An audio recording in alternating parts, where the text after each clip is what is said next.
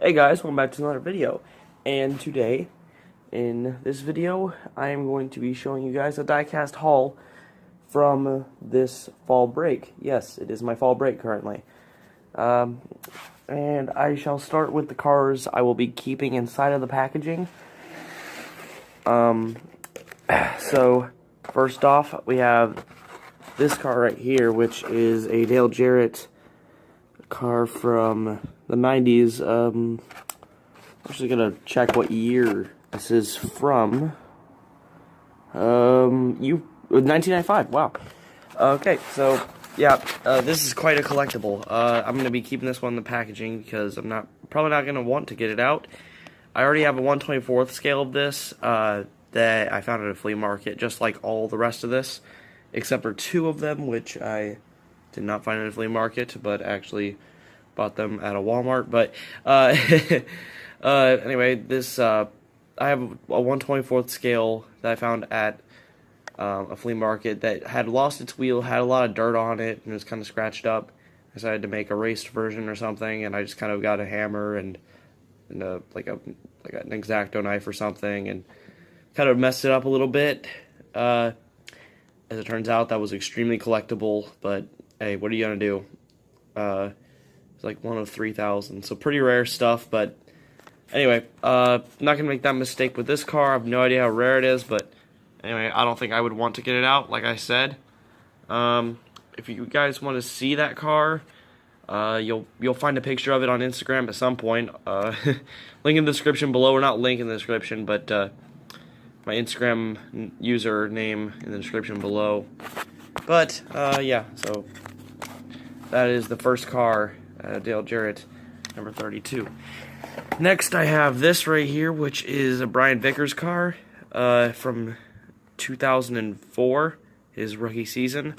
Reason why I'm keeping this in the packaging, you may be wondering, is because I already have his 2005 car, which is identical to it, except it does not have his rookie stripes, and it looks a bit nicer.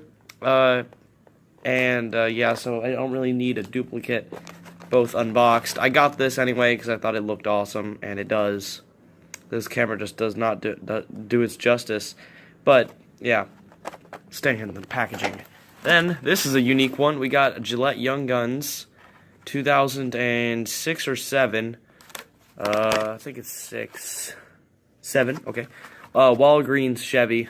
Yep, that's staying in for obvious reasons. I mean, why would I want to get it out? It's just something that looks kind of funny in the perspective that I have here. Next, I'm going to show you guys the cars that did not exactly come with anything extra, just kind of a car inside of a package. First, David Gilliland's number 38, M&M's Ford. Got this as well at the flea market with almost everything else. This is one of my favorite paint schemes of all time. I don't know why, maybe it's because it was the first ever retro race I watched. Was the 2007 Daytona 500, and he had the pole, and he was the highlight of the first like 5 minutes of the NASCAR video, and his car just looked beautiful. Also, I saw the Snickers car, his teammate Ricky Rudd, I think it was Ricky Rudd who drove it. That is actually my Darlington throwback car for the HTC Cup Series season. So yeah, go ahead and check out that channel. Someday I'll have a Darlington race. Next is a Kenny Wallace AutoZone car, In the Zone. It's a Busch Series car. It even says Busch Series. I got this in a regular packaging. I was surprised that it said Busch Series on it, but it does, and I guess that might mean that this was only available online at races and at various, Lionel stores? Who made this? I don't know if Lionel made this. Action. Okay, Action Racing or Lionel in modern. Both people own the rights to it, and they've kept similar designs all this time. But yeah, Busch Series on a car that was made by a company that can't even show Monster Energy on their cars anymore. Here we are with another one.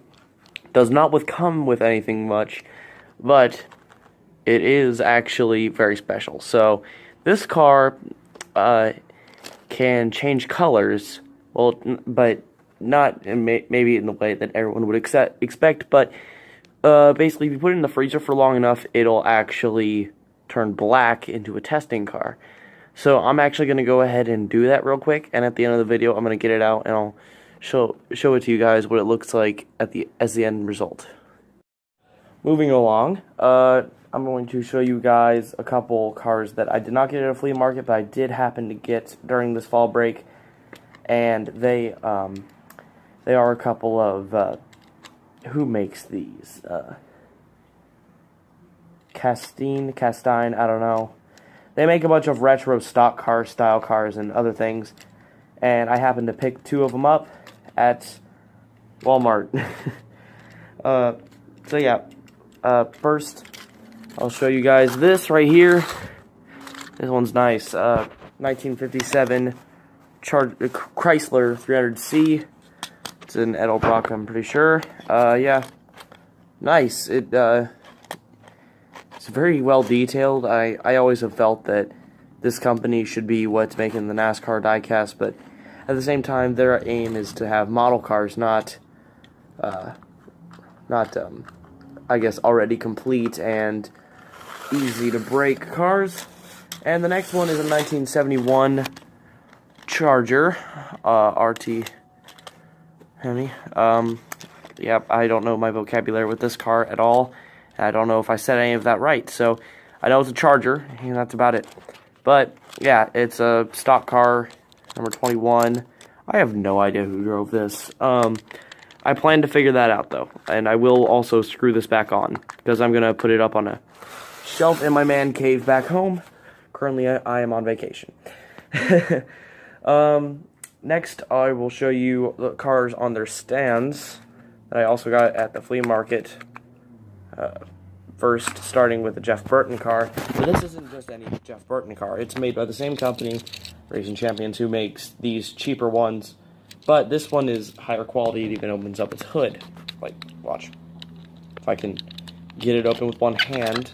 It's really difficult to open it sometimes, but a very simple engine, because the flagship feature, if you will, of this is that you could put this on top, like a little cloth, and it looks like it's ready for like some kind of rain delay. I think that's pretty fun. It fits on any other NASCAR diecast. Obviously, this isn't like specific types of plugs you have to plug in and stuff, which don't always work together. But yeah. Next would be this 34 car right here, David Green, AFG glass car, very simple Busch Series, I believe, car. I got this because I need a couple more random drivers, and Dave Green is, I guess, a good one to have for that. It's not one of those super well-known drivers for sure, not going to win every single week, at least not the standards that I know of. And last but not least, in that group of cars is this Jimmy Spencer car. I have one of these actually, but it is a Richard Petty. No, not Richard Petty. Johnny Andretti one of the same year.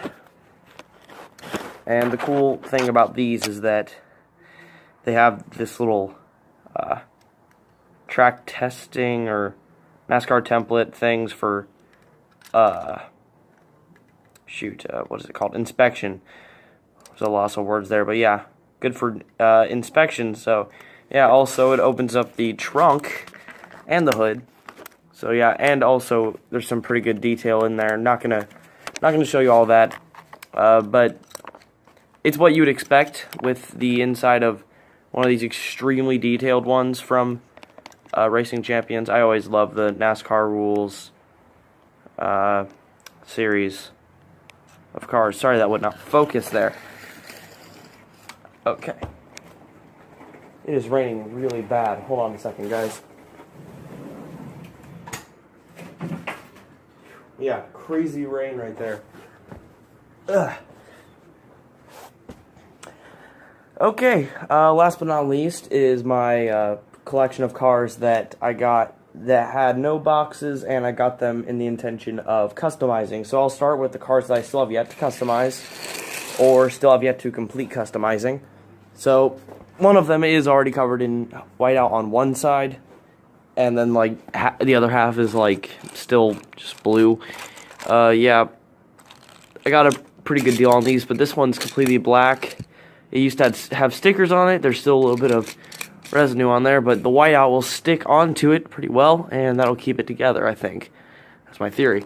This looks like something straight out of Gran Turismo 1 or 2 or 3. Anyway, yeah, it looks pretty nice. Has a little bit of rust on it, but I'll put some whiteout over all that, and I'll make something out of it. Looks kind of like a BMW or a Pontiac kind of thing. That's a McDonald's toy. Same with this, another McDonald's toy. I might not customize this, I don't know. It's a 50th anniversary car, but there's like nothing much to it. I don't know. If I get another one of these, then I'm gonna customize one of them, but for now, I'm just gonna leave it. Then I have 3 other ones that I have customized. And the AC just kicked on, so yeah, you get to just hear all that. So here's the first one. It's a number 97 NASCAR race car, completely unsponsored rookie car. It's intended to look like it's from the 90s, and it's intended to look like it's very simple, just a NASCAR race car. I used all the colors of the NASCAR logo. It says NASCAR race car on it. Yeah, no drivers yet for that one. I don't know, I might put it in my series, might not. This is a number 15, 1980s or early 90s, maybe. Buick, if I actually say it, it just says stock car, okay. I don't see any years anywhere. Anyway, it was originally like an airport police car, and you could actually see ENT right there, and maybe that is part of a T. Department, it's airport police department, and then there's like a little logo there, but I'll cover that up at some point. But it is a McDonald's car with the intention of looking sort of like Bill Elliott's car, but I never actually realized it looked kind of like it until like maybe 3 hours after I finished it and I saw it again. But yeah, I got this one done last night, and I am really proud of it. Yeah, and the only reason why that other one was like halfway covered in whiteout was because I was like so tired. It was like super late, and I had like a ton of Mountain Dew, so I was at a family get together, if you will. Just yeah, I had a lot of soda. Everyone was going crazy. It was a good time, but I got really tired afterwards with a bunch of kids screaming and running around, and I remember a time when I had that kind of energy. Just kidding, I still have that energy to this day.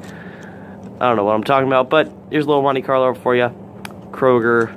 Not much to the design. This used to be a Terry Labonte cereal box toy. Yeah. It was like a pullback, and it's supposed to come with stickers, but those stickers are long gone after 2000. So, yep. Yeah, I think I'm done reviewing, so let's go get the car out of the freezer.